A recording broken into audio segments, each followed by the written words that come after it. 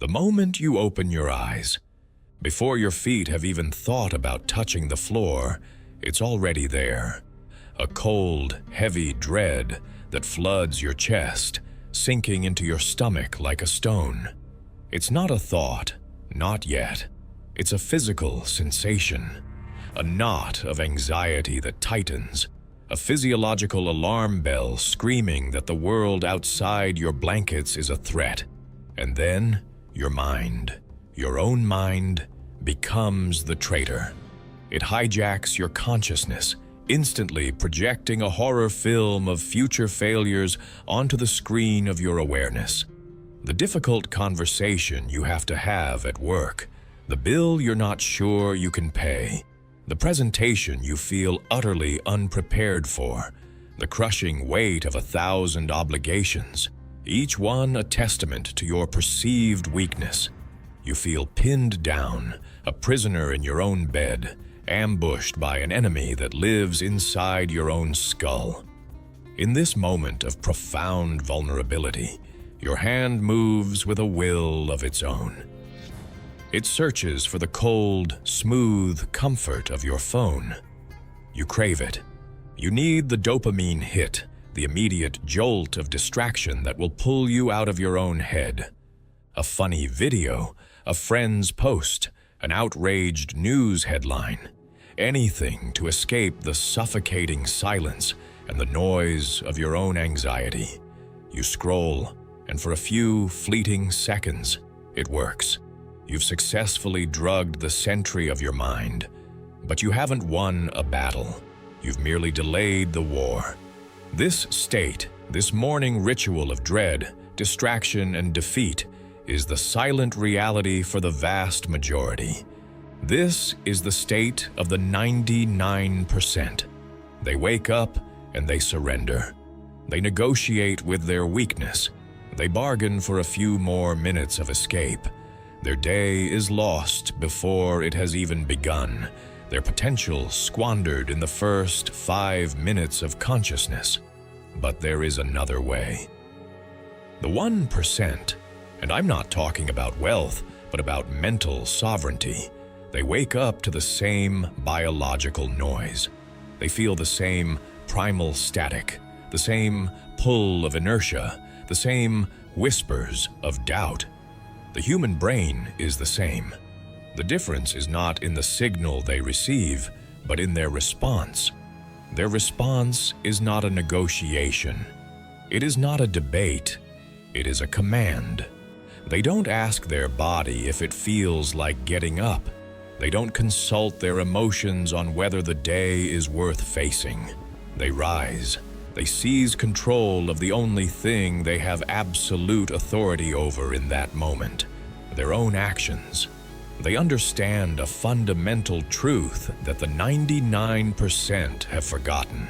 The first victory of the day is not won on the battlefield of the world, but in the quiet 6-inch space between your ears.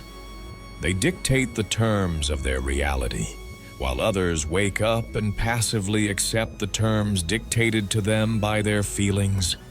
Today, you will learn how they do it. You will learn how to stop being a prisoner in your own morning and how to become the commander.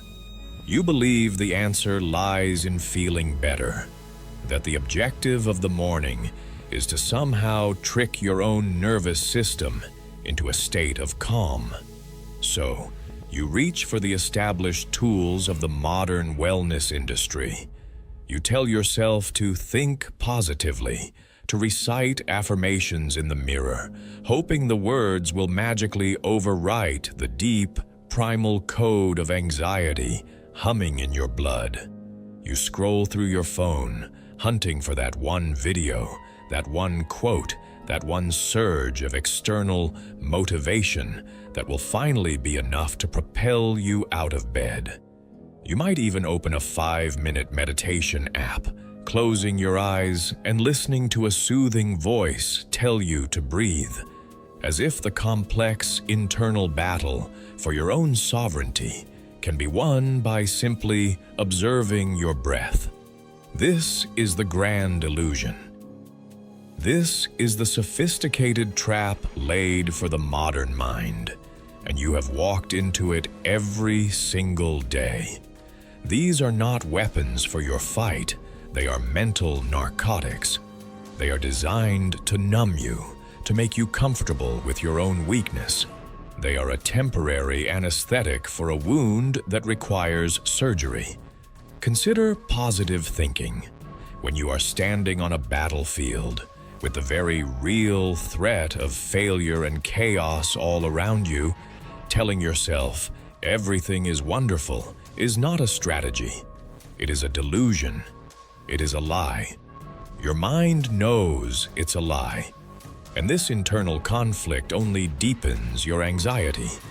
It teaches your subconscious that you are not to be trusted, that you are a person who papers over reality instead of confronting it. True confidence is not born from delusion. It is forged in the honest, brutal acceptance of reality and the decision to act in spite of it. And motivation? Motivation is perhaps the most seductive lie of all. It is a fleeting chemical cocktail, a flicker of dopamine that feels good for a moment but is utterly useless as a foundation for a life of discipline. Relying on motivation is like trying to build a fortress on a foundation of mist. It will be there on the sunny days when the fight is easy, but it will vanish at the first sign of rain, at the first true test of your will. The 1%, the commanders of their own lives, do not wait for the feeling of motivation. They cultivate the habit of discipline, an all-weather system that operates whether they feel like it or not.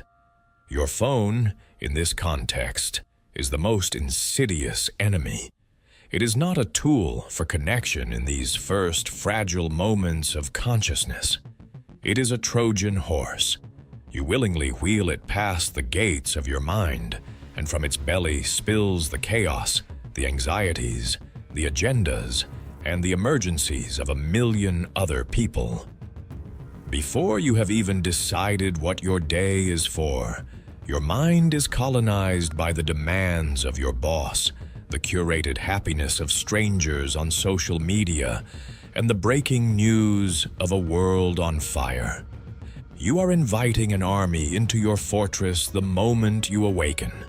By seeking the comfort of distraction, you are actively dismantling your own mental armor. You are training your mind, day after day, to be a victim, to be passive, to be reactive, and to wait for something external to come and save you from your own internal state.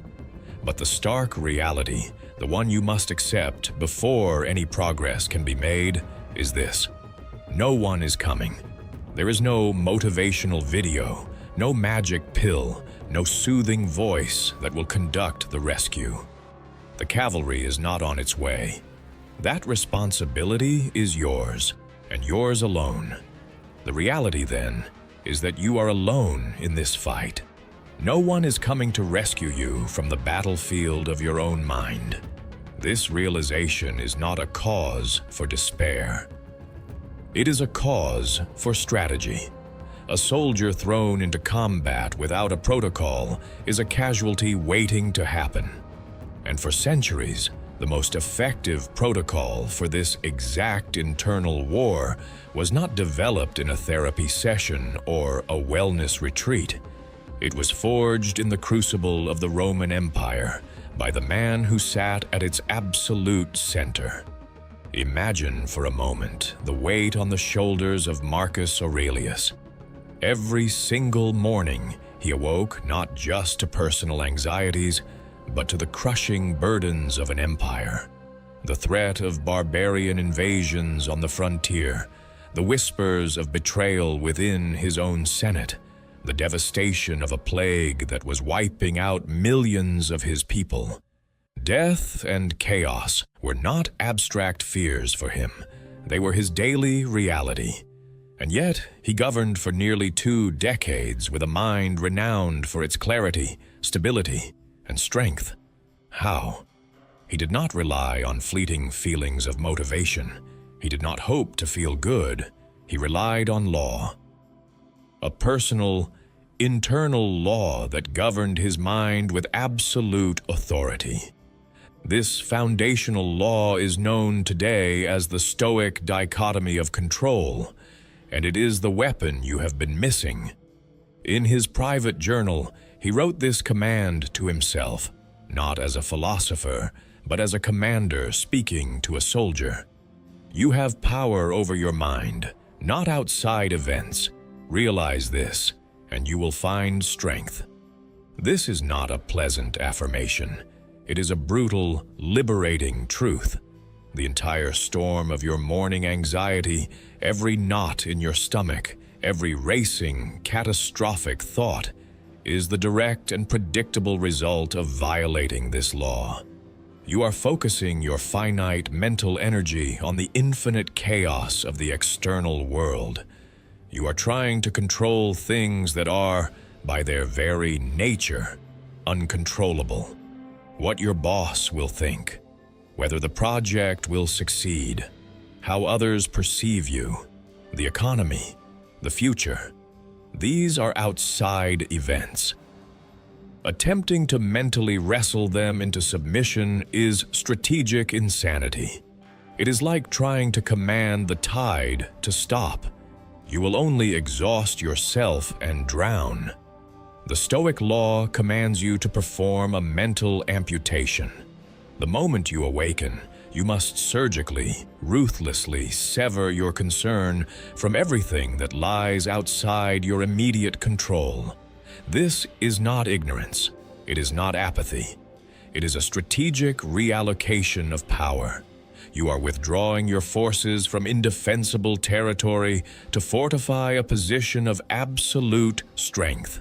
For the first hour of your day, your entire world, your entire reality must shrink to the size of the things you command with God-like authority.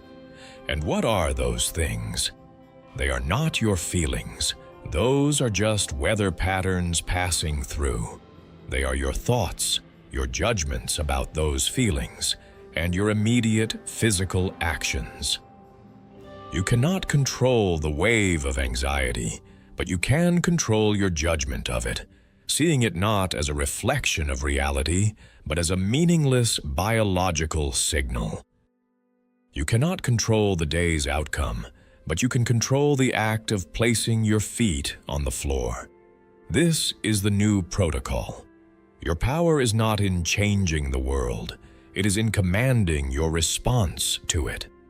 By focusing solely on this tiny, unbreachable domain of control, you starve the anxiety of its fuel.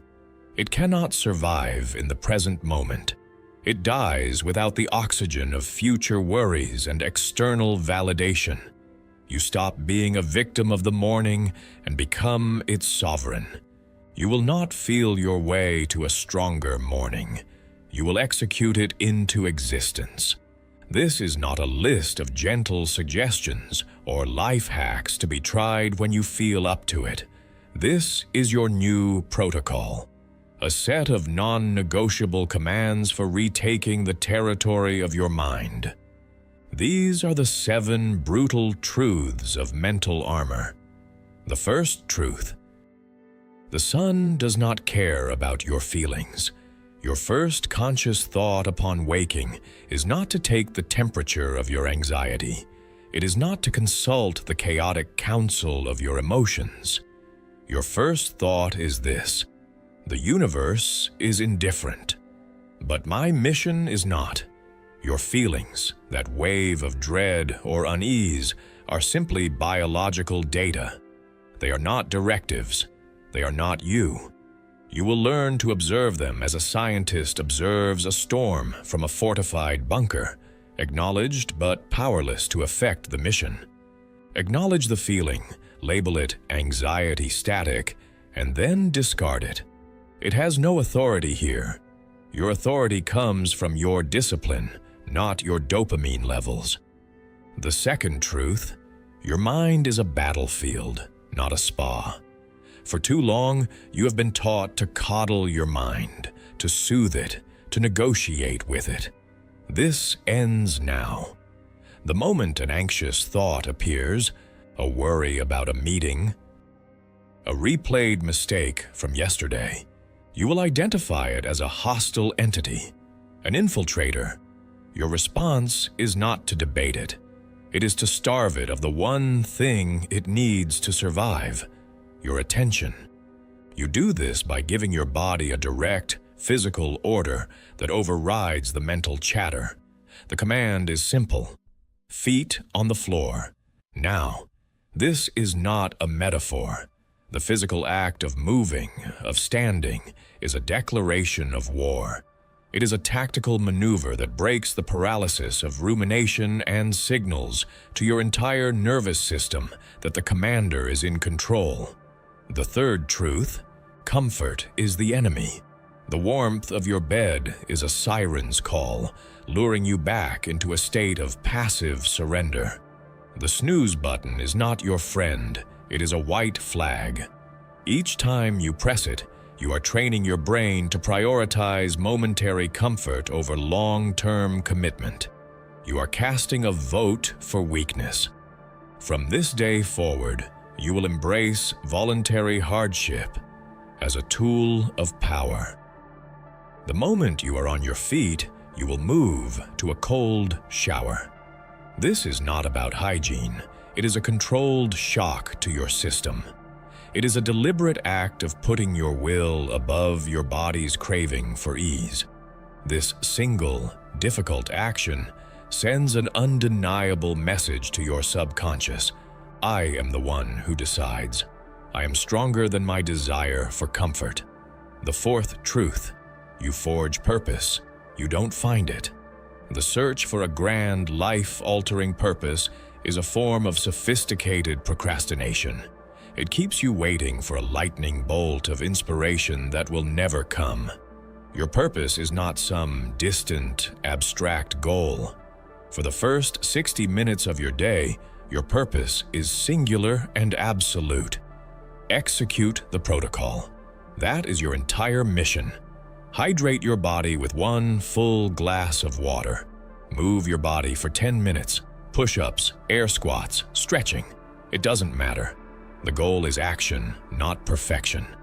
Read one single page from a Stoic text. Win this immediate mission, and you build the momentum to win the day. The fifth truth: the future is a phantom. Anxiety cannot survive in the present moment. It lives and breathes in the imagined catastrophes of a future that does not exist. Your mind will try to pull you there, to spin out infinite scenarios of what might go wrong. You will bring it back by force. You will shrink your focus to the immediate. Ask yourself, what is the next right action? Not the next 10 actions. The next one. Drink the water, do the push-up, turn the page.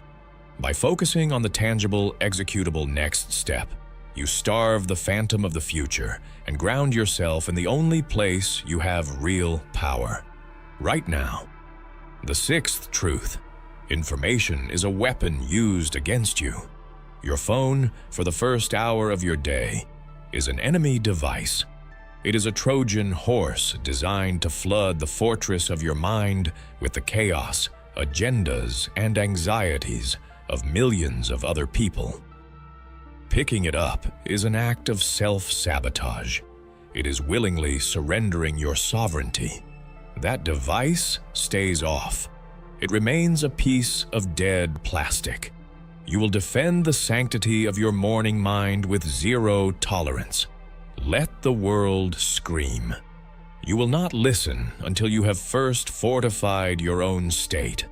And the final, seventh truth: you are going to die. Memento mori. This is not a morbid thought. It is the ultimate clarifier. Your final action before you begin your day's work is to contemplate your own mortality for 60 seconds. This anxiety you feel, it is a luxury. This hesitation, it is a waste of a finite resource. Death burns away the trivial. It incinerates petty worries and social fears.